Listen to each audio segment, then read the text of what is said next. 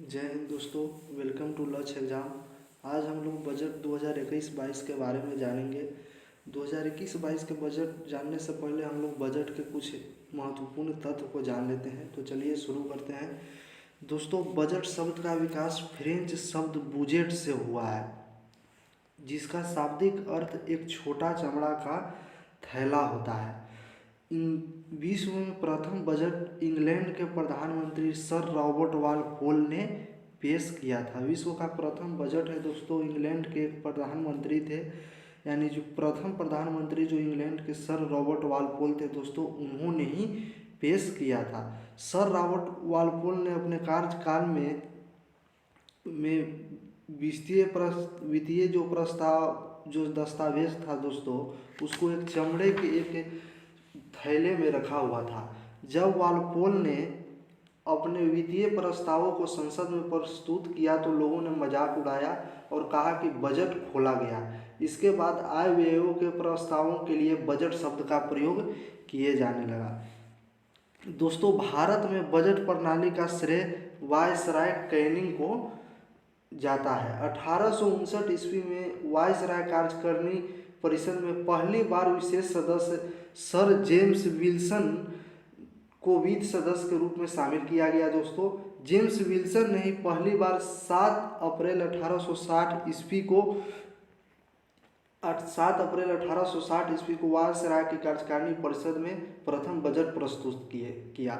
इसीलिए दोस्तों, भारत में बजट प्रणाली का संस्थापक जेम्स विल्सन को माना जाता है। दोस्तों, स्वतंत्र भारत का पहला बजट सनमुखम सेठी तथा गणतंत्र भारत का प्रथम बजट जॉन मथाई को पेश करने का गौरव प्राप्त हुआ है। दोस्तों, स्वतंत्र भारत का पहला बजट दोस्तों सनमुखम सेठी ने पेश किया था और गणतंत्र भारत का प्रथम बजट दोस्तों जॉन मथाई ने पेश किया था। अब चलते हैं दोस्तों अगले लाइन की तरफ। अगला लाइन है दोस्तों कि सबसे अधिक बार बजट पेश करने वाले वित्त मंत्री मोरारजी देसाई हैं दोस्तों, जो 10 बार पेश कर चुके हैं। सबसे अधिक बार बजट पेश करने वाले वित्त मंत्री कौन है दोस्तों? मोरारजी देसाई हैं, जिन्होंने 10 बार जो है दोस्तों वो पेश कर चुके हैं। इनसे पहले पी चिदम्बरम थे दोस्तों, जिन्होंने 8 बार पेश कर चुके हैं। चलते हैं अब अगले तथ्य की ओर दोस्तों। अगला तथ्य है दोस्तों, अब हम लोग आते हैं दोस्तों बजट 2021-22 के बारे में। बजट 2021-22 वित्त मंत्री निर्मला सीतारमण ने दोस्तों 1 फरवरी को संसद में पेश किया। 2021-22 के बजट के प्रस्ताव 6 स्तंभों पर दोस्तों आधारित है। 2021-22 का जो बजट है दोस्तों, इसका प्रस्ताव 6 स्तंभों पर आधारित है, यानी 6 अलग अलग विभाग में इसको बांटकर इसको पेश किया गया है। वो 6 विभाग इस तरह से हैं दोस्तों। पहला विभाग है स्वास्थ्य और कल्याण, दूसरा विभाग है दोस्तों भौतिक और वित्तीय पूंजी और अवसंरचना, तीसरा है दोस्तों आकांक्षी भारत के लिए समावेशित विकास, चौथा है दोस्तों मानव पूंजी में नवजीवन का संचार करना, पांचवा है दोस्तों नवाचार और अनुसंधान एवं विकास, और छठा है दोस्तों न्यूनतम सरकार और अधिकतम शासन। इन 6 स्तंभों को दोस्तों हम लोग बारीकी से इन सभी को अध्ययन करेंगे। तो चलिए सबसे पहले हम स्टार्ट करते हैं दोस्तों पहले स्तंभ स्वास्थ्य और कल्याण के बारे में। तो चलिए पहले स्वास्थ्य और कल्याण के बारे में स्टार्ट करते हैं। स्वास्थ्य और कल्याण के बारे में बजट में कहा गया है दोस्तों कि स्वास्थ्य और कल्याण के लिए इस वर्ष बजट अनुमान में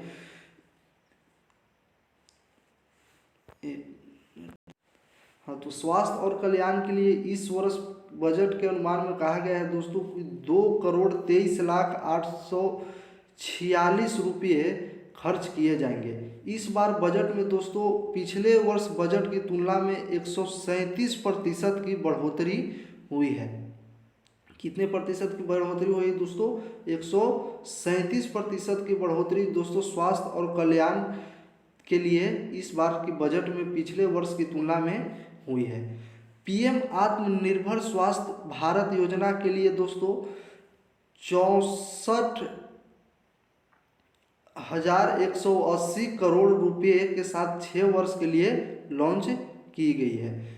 एक योजना है दोस्तों, पीएम आत्मनिर्भर स्वास्थ्य भारत योजना को इस बार बजट में लॉन्च किया गया है, जिसके लिए 64,180 करोड़ रुपए की राशि 6 वर्षों के लिए खर्च करने के लिए इस बजट में दिया गया है। अगला है दोस्तों कि 2021-22 में कोविड-19 वैक्सीन के लिए दोस्तों 35,000 करोड़ रुपए का प्रावधान किया गया है। यानी कोरोना के जो वैक्सीन कोविड-19 के जो दिए जाएंगे दोस्तों, उसके लिए इस बजट में 35,000 करोड़ रुपए का प्रावधान किया गया है। अब चलते हैं दोस्तों अगले तथ्य पर। अगला तथ्य है दोस्तों कि न्यूमोकॉल वैक्सीन एक भारत निर्मित उत्पाद है जो वर्तमान समय में केवल 5 राज्यों तक ही सीमित है दोस्तों। इस बजट में कहा गया है कि इसको इस बार 2021-22 में पूरे देश में लागू किया जाएगा, जिससे प्रति वर्ष 50,000 से अधिक बाल मृत्यु रोका जाएगा। एक न्यूमोकॉल वैक्सीन है दोस्तों, जिसका निर्माण भारत खुद ने ही किया है। ये अभी केवल 5 ही राज्यों तक इसको लागू किया गया है, यानी 5 ही राज्यों में इस पर काम किया गया है। इस बजट में इस बार कहा गया है कि हम इस न्यूमोकॉल वैक्सीन को पूरे देश में लागू करेंगे और जिससे 50,000 से अधिक बाल मृत्यु है जिसको रोका जाएगा। अगला है दोस्तों कि मिशन पोषण 2.0 का शुभारंभ किया गया है। इस बजट में दोस्तों मिशन पोषण 2.0 का शुभारंभ किया गया है। पोषण कार्यक्रम और पोषण अभियान का विलय करके मिशन पोषण 2.0 का शुभारंभ किया गया है। पहले दोस्तों पोषण के लिए 2 अभियान चलाए जाते थे, पोषण कार्यक्रम और पोषण अभियान। ये दोनों को पोषण कार्यक्रम और पोषण अभियान दोनों के विलय कर दिया गया है और एक ही योजना पोषण के लिए चलाया गया है, जिसका नाम है मिशन पोषण 2.0। अगला तथ्य दोस्तों कि जल जीवन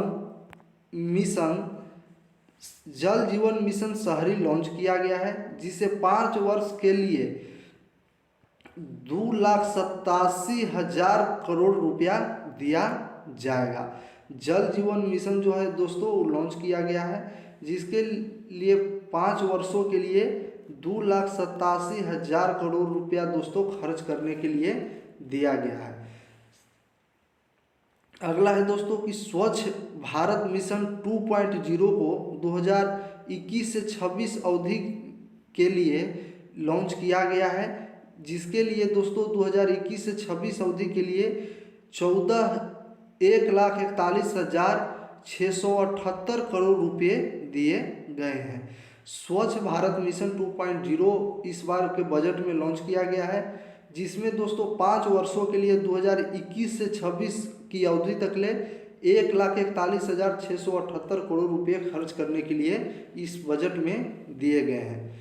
अगला है दोस्तों कि व्यक्तिगत वाहन को 20 वर्ष तथा सरकारी वाहन को 15 वर्ष तक ही रोड पर चलने की अनुमति दी गई है। आप जानते हैं दोस्तों कि वाहन जैसे ही गाड़ी अधिक पुराना हो जाता है तो ज़्यादा प्रदूषित होने लगता है, तो इस बजट में कहा गया है कि जो व्यक्तिगत वाहन है उनको 20 वर्ष के लिए तथा सरकारी वाहन को 15 वर्ष के लिए ही रोड पर चलने की अनुमति दी गई है। अगला अब दूसरा स्तंभ आता है दोस्तों। दूसरा स्तंभ है दोस्तों भौतिक और वित्तीय पूंजी और अवसंरचना। इसमें कहा गया है दोस्तों कि 7 टेक्सटाइल पार्क 3 वर्ष में स्थापित किए जाएंगे। कितना टेक्सटाइल पार्क दोस्तों? 7 टेक्सटाइल जो है दोस्तों पार्क 3 वर्ष में स्थापित करने के लिए कहा गया है। यह जो 7 टेक्सटाइल पार्क है दोस्तों जो 3 वर्ष में स्थापित होगा, ये एक मित्रा योजना चलाया जाएगा। इस मित्रा योजना के तहत इसको स्थापित किया जाएगा। मित्रा का पूरा नाम दोस्तों मेगा इन्वेस्टमेंट टेक्सटाइल पार्क है। मित्रा का पूरा नाम क्या है दोस्तों? मेगा इन्वेस्टमेंट टेक्सटाइल पार्क है। और कहा गया है दोस्तों कि शहरों के आसपास के इलाके में कम लागत में समान अनुभव, सुविधा और सुरक्षा से युक्त मेट्रो रेल प्रणाली उपलब्ध कराने के लिए दो नई तकनीकी मेट्रो लाइट और मेट्रो नियो लागू किया गया है। शहरों के आसपास के जो इलाके हैं दोस्तों, उनमें कम लागत में यानी कम पूंजी में मेट्रो जैसा ही समान अनुभव, उसी तरह का सुविधा और सुरक्षा के लिए मेट्रो रेल प्रणाली उपलब्ध कराने के लिए दो नई तकनीकी का इस बार के बजट में वर्णन किया गया है दोस्तों। जो पहला तकनीकी है मेट्रो लाइट और दूसरा है मेट्रो नियो। तो दोनों पॉइंट को याद रखिएगा, आपसे सीधा क्वेश्चन पूछा जाएगा कि मेट्रो लाइट और मेट्रो नियो का संबंध क्या है, या पूछा जाएगा कि छोटे शहरों में दोस्तों मेट्रो की समान अनुभव सुविधा के लिए किन दो शब्दों का प्रयोग इस बार के बजट में किया गया है। तो दो शब्द हैं दोस्तों, मेट्रो लाइट और मेट्रो नियो। चलते हैं दोस्तों अगले पॉइंट की ओर। अगला पॉइंट है दोस्तों कि रेलवे के लिए बजट में इतना करोड़ रुपए जो है दोस्तों वो दिए गए हैं। 1,10,055 करोड़ रुपए दोस्तों इस बार के बजट में दिए गए हैं। दिसंबर 2023 तक कहा गया है दोस्तों कि 100% ब्रॉडगेज का इलेक्ट्रिफिकेशन होगा।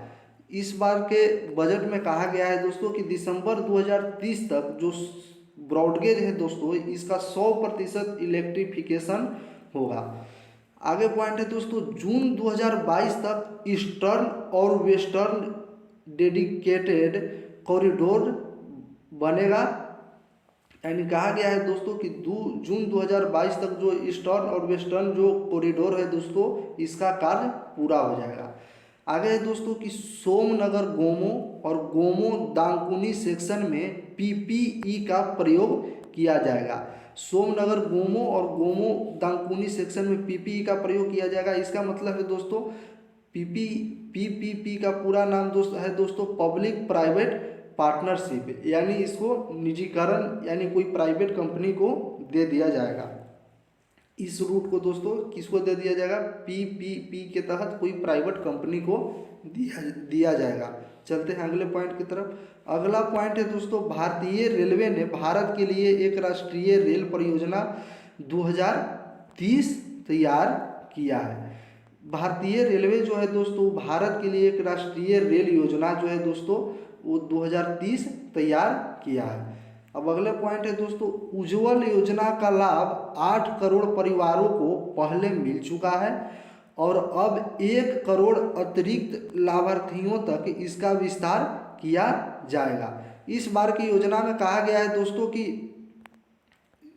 जो उज्ज्वल योजना का लाभ है दोस्तों वो 8 करोड़ परिवारों के लिए 8 करोड़ पहले परिवारों को मिल चुका है और इस बार के बजट में कहा गया है कि 1 करोड़ और परिवार को इस योजना का लाभ पहुंचेगा। यानी 1 करोड़ परिवार के लिए और इस योजना को रखा जाएगा दोस्तों, यानी उज्ज्वल योजना के तहत 1 करोड़ परिवार को और लाभ होगा। अगला पॉइंट है दोस्तों कि अगले 3 वर्ष में शहरी गैस वितरण नेटवर्क में 100 अतिरिक्त शहरों को जोड़ा जाएगा।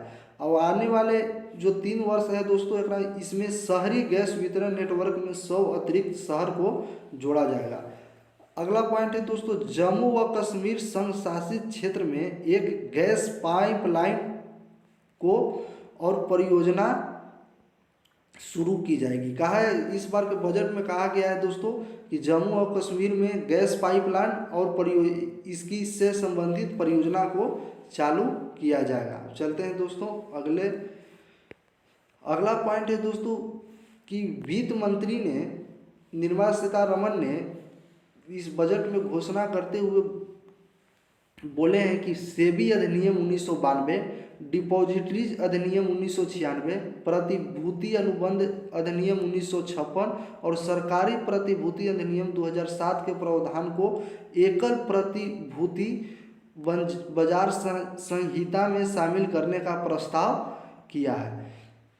वित्त मंत्री ने कहा है दोस्तों कि सेबी अधिनियम 1992, डिपॉजिटरीज अधिनियम 1996, प्रतिभूति अनुबंध अधिनियम 1956 तथा सरकारी प्रतिभूति अधिनियम 2007, इन सब को दोस्तों एक ही एकल प्रतिभूति बाजार संहिता में शामिल कर दिया गया है और इन सब को लिए एक ही कोड बनाया जाएगा, जिसे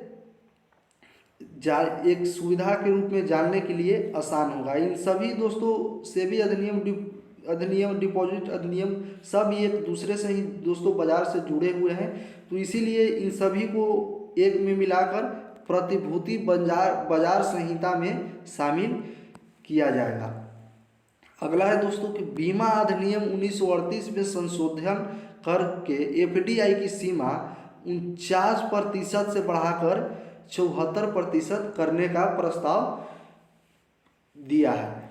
वित्त मंत्री ने कहा है दोस्तों कि बीमा अधिनियम 1938 में संशोधन किए करेंगे और एफडीआई की सीमा जो है दोस्तों 49% से बढ़ाकर 74% कर दिया जाएगा। यानी आपसे सीधा क्वेश्चन पूछेगा दोस्तों कि एफडीआई की सीमा कि 49% से बढ़ाकर कितना कर दिया गया है, या दोस्तों किस अधिनियम में संशोधन करके 49% से बढ़ा के 74% कर दिया गया है। तो याद रखिएगा बीमा अधिनियम 1938 में संशोधन किया गया है, जिससे एफडीआई की सीमा 49% से बढ़ाकर 74% करने की घोषणा की गई है।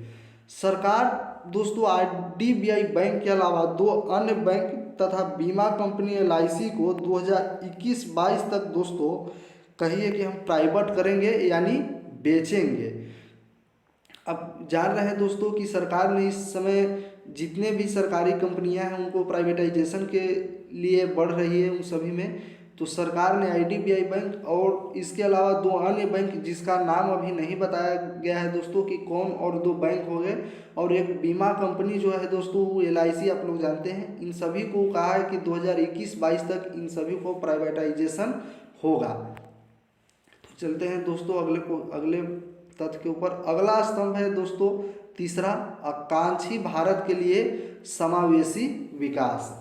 इसमें कहा गया है दोस्तों कि किसानों के पर्याप्त कर्ज उपलब्ध कराने के लिए सरकार ने वित्त वर्ष 2022 में कृषि कर्ज का लक्ष्य बढ़ाकर 16.5 लाख करोड़ रुपए कर दिया गया है। आकांक्षी भारत के लिए समावेशी विकास में कहा गया है दोस्तों कि किसानों के पर्याप्त कर्ज उपलब्ध कराने के लिए सरकार ने वित्त वर्ष 22 में कृषि कर्ज का लक्ष्य जो है दोस्तों बढ़ाकर 16.5 लाख करोड़ रुपए कर दिया गया है। अगला तथ्य कहा गया है दोस्तों कि नाबार्ड के अंतर्गत 5,000 करोड़ रुपया के कोष के साथ बनाए सूक्ष्म सिंचाई कोष को दोगुना कर दिया जाएगा। क्या कहा गया है दोस्तों कि नाबार्ड के अंतर्गत जो 5,000 करोड़ रुपए के कोष के साथ बनाए सूक्ष्म सिंचाई कोष को दोगुना कर दिया जाएगा। अगला पॉइंट कहा गया है दोस्तों कि ऑपरेशन ग्रीन योजना में 22 और जल्द सड़ने वाले उत्पाद शामिल किया जाएगा। पहले दोस्तों होता क्या था कि जो सड़ने वाले जो प्याज जो सड़ने वाले जो वस्तु थे उसको ऑपरेशन ग्रीन योजना में शामिल किया जाता था और उनको सुरक्षित रखा जाता था। उनमें दोस्तों पहले केवल तीन ही सामान उसमें शामिल थे। उसमें थे दोस्तों टमाटर, आलू और प्याज। अब इसमें दोस्तों इस बार के बजट में कहा गया है कि ऑपरेशन ग्रीन योजना में 22 और जल्द सड़ने वाले जो सामान हैं उनको इसमें शामिल किया जाएगा।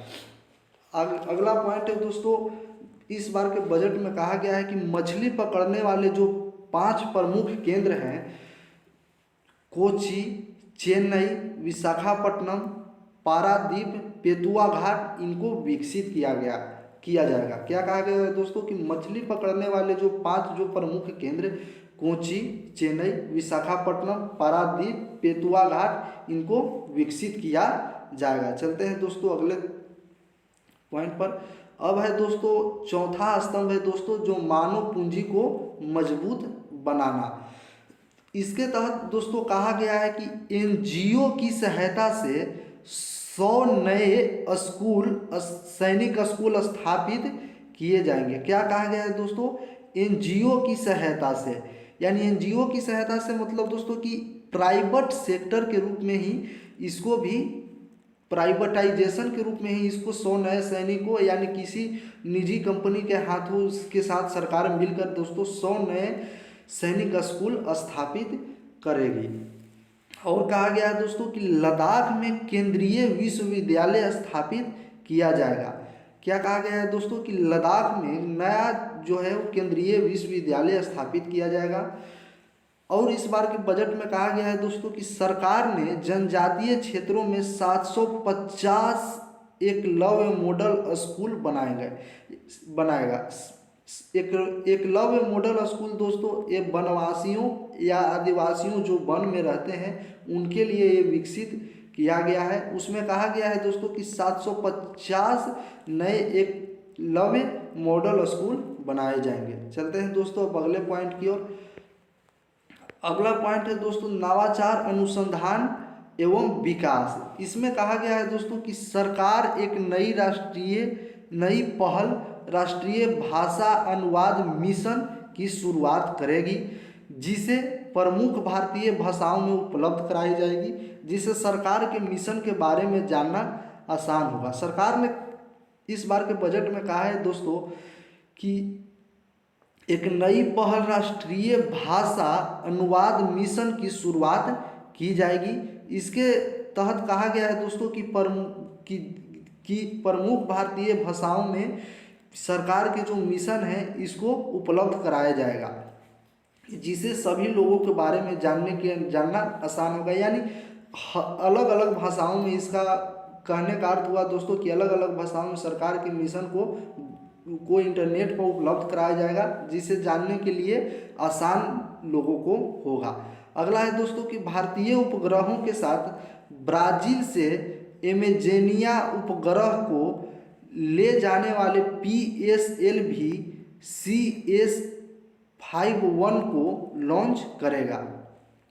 क्या कहा गया है दोस्तों कि भारतीय उपग्रह के साथ ब्राजील से एमेजेनिया उपग्रह को ले जाने वाले PSLV CS51 को लॉन्च करेगा। चलते हैं दोस्तों अगले पॉइंट के ऊपर। अगला छठा पॉइंट है दोस्तों और अंतिम स्तंभ है न्यूनतम सरकार अधिकतम शासन। इसमें कहा गया है दोस्तों कि आगामी जनगणना डिजिटल जनगणना होगी और इसके लिए वर्ष 2021-22 बजट में 3768 करोड़ रुपये आवंटित किए गए हैं। आगामी जनगणना यानी दोस्तों जो 2021 में जो जनगणना होने वाली है दोस्तों, इसको कहा गया है कि ये पूर्ण रूप से डिजिटल जनगणना होगी और इसके लिए दोस्तों बजट में राशि है दोस्तों 3768 करोड़ रुपये दिए गए हैं। तो इस बात को ध्यान रखिएगा दोस्तों कि आने वाले जो जनगणना यानी 2021 में जो जनगणना होने वाला है वो डिजिटल जनगणना होगा और इसके लिए बजट 2021-22 में राशि जो है दोस्तों 3768 करोड़ रुपये आवंटित किए गए हैं। चलते हैं दोस्तों अब कुछ महत्वपूर्ण तत्व जो बजट में कहा गया है दोस्तों, जिसको आसान भाषा में हम उपलब्ध करके ले आने हैं उसको समझते हैं। पहला है दोस्तों कि इनकम टैक्स की दर में कोई बदलाव नहीं किया गया है। इस बात को आप ध्यान रखिएगा दोस्तों कि जो इनकम टैक्स पिछले बजट में था वही इनकम टैक्स इस बजट में भी रहा, यानी इनकम टैक्स की दर में कोई बदलाव नहीं किया गया है। दूसरा बात कहा गया है दोस्तों कि बैंकों के डूबने पर मिलने वाली गारंटी राशि में वृद्धि हुई है, जो 1 लाख से बढ़ाकर 5 लाख कर दी गई है। कहा गया है दोस्तों कि बैंक के जो डूब जाने पर जो मिलने वाले जो गारंटी राशि है दोस्तों, इसमें वृद्धि हुई है, जो 1 लाख से बढ़ाकर कितना कर दिया गया है 5 लाख। इस तथ्य को ध्यान में रखिएगा कि जो 1 लाख से बढ़ाकर दोस्तों 5 लाख कर दिया गया है। होता क्या है दोस्तों कि कोई भी बैंक में आप जैसे राशि जमा किए उसके वित्तीय स्थिति के कारण उस बैंक को बंद करना पड़ता है, तो इसके लिए दोस्तों सरकार जो है वो मिलने वाले जो गारंटी राशि है दोस्तों, यानी कम से कम तो इतना रुपया जो है दोस्तों मिलता ही है बैंक डूबने पर।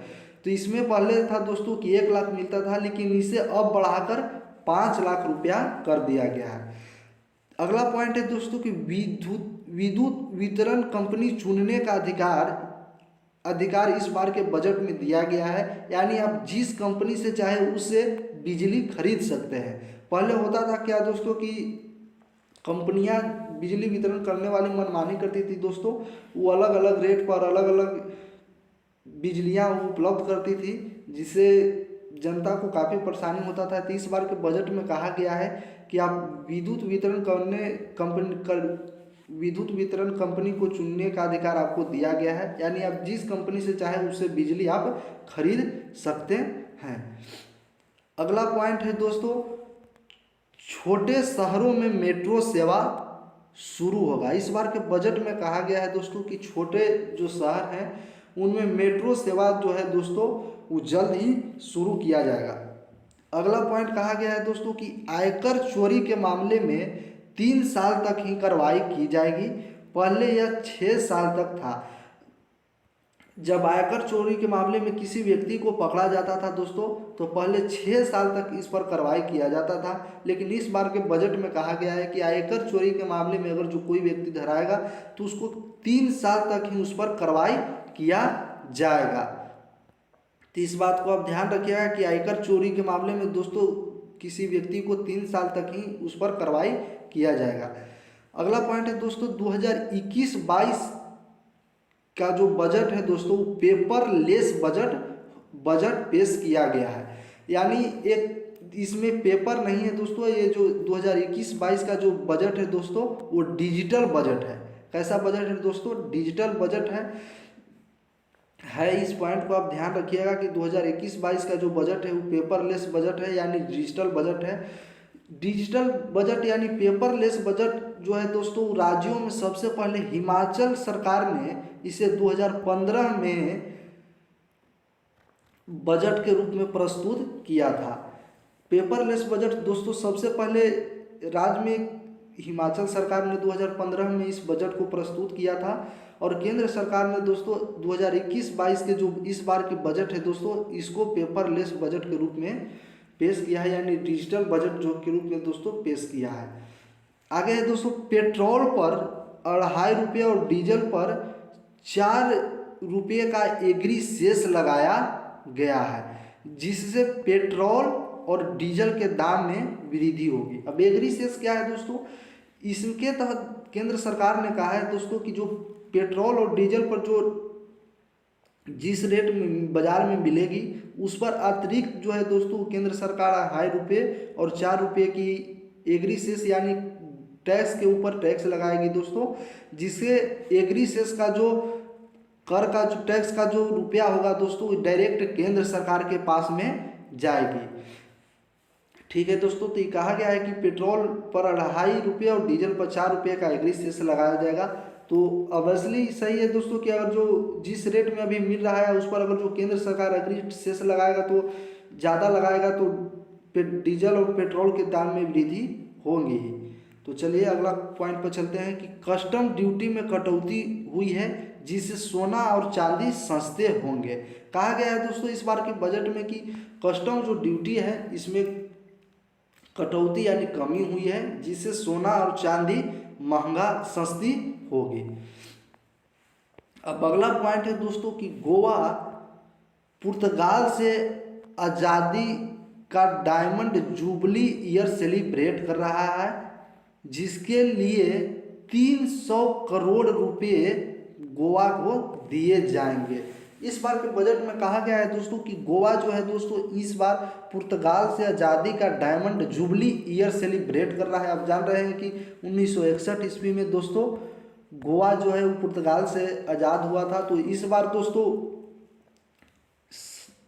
दोस्तों गोवा जो है दोस्तों पुर्तगाल से आज़ादी का डायमंड जुबली ईयर सेलिब्रेट कर रहा है, जिसके लिए बजट में कहा गया है कि 300 करोड़ रुपये दिए जाएंगे गोवा को। और अगला पॉइंट है दोस्तों कि असम और बंगाल की महिला टी वर्कर्स और उनके बच्चों के लिए 1000 करोड़ रुपये दी जाएगी। इस बार के बजट में कहा गया है दोस्तों कि असम और जो बंगाल की महिला टी वर्कर्स हैं, टी वर्कर्स यहाँ टीम नहीं है दोस्तों, एक टी वर्कर्स है। टी यानी चाय के जो काम करने वाले जो व्यक्ति महिला हैं उनके लिए और उनके बच्चे के लिए 1000 करोड़ रुपये जो है दोस्तों इस बार के बजट में दिया गया है। और अब चुनावी राज्यों के बारे में बात करें तो दोस्तों जहां आने वाले अगले इन साल चुनाव होने वाले हैं दोस्तों, उनके लिए बजट में दोस्तों तमिलनाडु में दोस्तों 3500 किलोमीटर नेशनल हाईवे बनेगा, जिसके लिए 1.03 लाख करोड़ रुपए खर्च किए गए हैं। तमिलनाडु में चुनाव होना है दोस्तों, अब ऑब्वियसली है कि चुनाव होना है तो इस बार के बजट में तमिलनाडु के लिए कुछ पैसे दिए जाएंगे। तो कहा गया है दोस्तों कि तमिलनाडु में 3500 किलोमीटर नेशनल हाईवे बनेगा, जिसके लिए 1.03 लाख करोड़ रुपए खर्च होंगे। अगला पॉइंट में कहा गया है दोस्तों कि केरल में 1100 किलोमीटर नेशनल हाईवे बनेगा, जिसके लिए 65,000 करोड़ रुपए खर्च किए गए हैं। कहा गया है इस बार के बजट में दोस्तों कि केरल में 1100 किलोमीटर का नेशनल हाईवे बनेगा, जिसके लिए बजट में 65,000 करोड़ रुपए खर्च करने के लिए दिया जाएगा। अगला पॉइंट है दोस्तों कि बंगाल में 25,000 करोड़ रुपये से हाईवे बनेंगे और कोलकाता सिलीगुड़ी जो रोड है दोस्तों इसको अपग्रेड किया जाएगा। क्या कहा गया है दोस्तों कि बंगाल में 25,000 करोड़ रुपये खर्च किए जाएंगे, जिससे हवाई नेशनल हाईवे बनेंगे और कोलकाता सिलीगुड़ी रोड जो है दोस्तों इसको अपग्रेड किया जाएगा। इस बार के बजट में दोस्तों असम के लिए कहा गया है कि असम में नेशनल हाईवे का विस्तार पर 34,000 करोड़ रुपये खर्च किए जाएंगे। असम में नेशनल हाईवे के विस्तार पर कितना हजार करोड़ रुपये दोस्तों 34,000 करोड़ रुपये खर्च किए जाएंगे। अगला पॉइंट है दोस्तों कि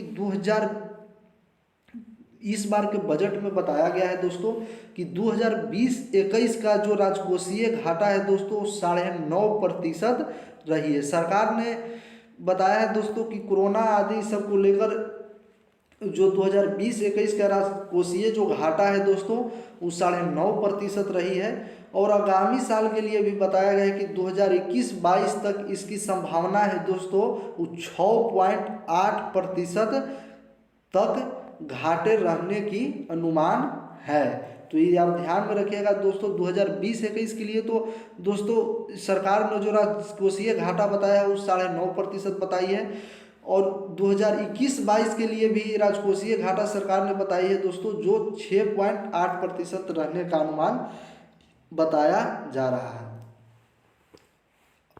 अगला पॉइंट है दोस्तों कि जो इस बार के बजट में अब कुछ पॉइंट को देख लेते हैं दोस्तों कि कौन कौन से सामान महंगे होंगे और कौन कौन से सामान सस्ते होंगे। तो जो सामान महंगा होगा उसमें है दोस्तों mobile, charger, headphone, solar, inverter, गाड़ियाँ, पेट्रोल, डीजल। ये सब दोस्तों इन साल के बजट के अनुसार आने वाले समय में इन सब पर रेट बढ़ेगी। और जो सामान सस्ते होंगे दोस्तों उनमें है सोना, चांदी, बर्तन, लेदर के सामान। अभी कुछ देर पहले ही पढ़े हैं दोस्तों कि कस्टम ड्यूटी में कटौती की गई है, जिससे सोना चांदी में कमी होगी। तो चलिए दोस्तों यहाँ पर बजट ख़त्म हुआ दोस्तों। हम कोशिश किए हैं कि मेन पॉइंट को दोस्तों इस बार इस वीडियो में बजट के बारे में बताया जाए। ये वीडियो पार्ट 1 है बजट के लिए दोस्तों। अब पार्ट 2 हम अगले वीडियो लेकर आएंगे दोस्तों, जिसमें ऑब्जेक्टिव क्वेश्चन रहेगा, जिसको आप इससे पढ़ने के बाद उसको सॉल्यूशन कीजिएगा, आपको आसानी तरह से हो जाएगा। तो अगले वीडियो में दोस्तों ऑब्जेक्टिव क्वेश्चन लेकर आएंगे। इस वीडियो में हम कोशिश किए हैं कि महत्वपूर्ण तथ्य समझाया जाए। तो चलिए दोस्तों मिलेंगे अगले वीडियो में, तब तक के लिए जय हिंद दोस्तों।